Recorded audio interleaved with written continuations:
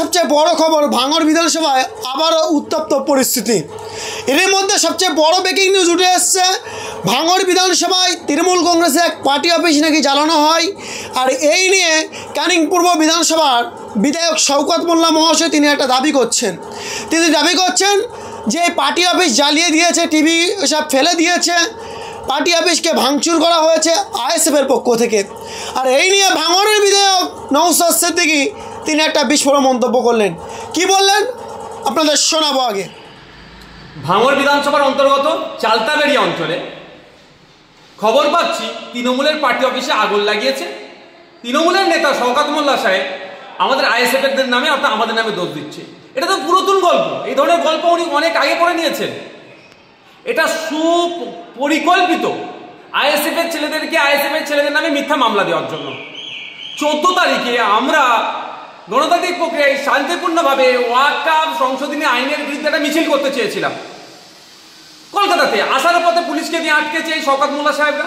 সেখানে হিংসা করে আমাদের নামে 5টা মামলা হয়েছে।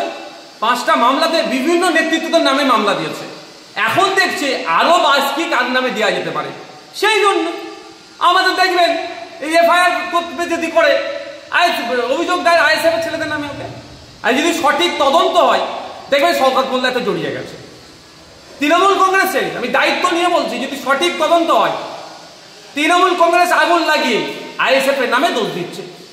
এখন আমাদের ছেলেদেরকে প্রশাসনের লোক পক্ষ থেকে যে সুমোটো করে যে মামলা দিয়েছে একাধিক ছেলের নামে, একাধিক নেতৃত্বদের নামে, তাতেও আটকে রাখতে পারছে না।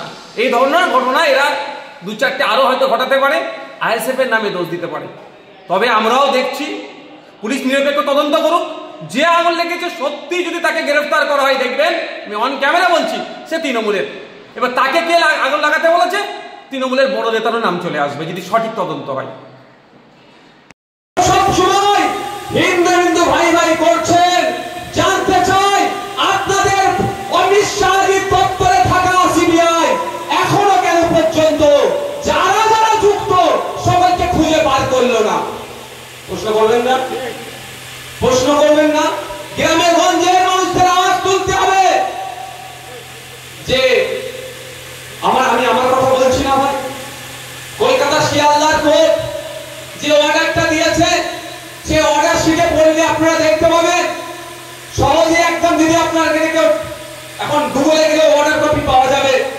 বলা আছে কলকাতা পুলিশ যে তদন্ত করেছিল সিবিআই সেই তদন্তটাকেই ফাইনাল করে দিয়েছে, মানে সেটাকে এগিয়ে নিয়ে চলে গেছে। কলকাতা হাইকোর্ট কলকাতা পুলিশ ঠিকঠাক তদন্ত নাও করতে পারে এই আশঙ্কাতে কি করেছিল, সিবিআই হাতে দিয়েছিল যাতে সঠিকভাবে তদন্ত হয়।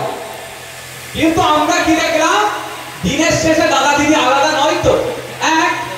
তো দাদা সমস্যায় পড়লে দিদি উদ্ধার করে, আর দিদি সমস্যায় পড়লে দাদা উদ্ধার করে। তো দিদি সমস্যায় পড়েছে, দাদা উদ্ধার না করে থাকতে পারে? দাদার হাতে সিবিআই, সেই সিবিআই কিন্তু দায়িত্ব নেওয়ার পরে কোনো তদন্ত করেনি। পুলিশ যেটা করেছে সেটাকে চালিয়ে দিল। তাহলে যে শান্তি হিন্দু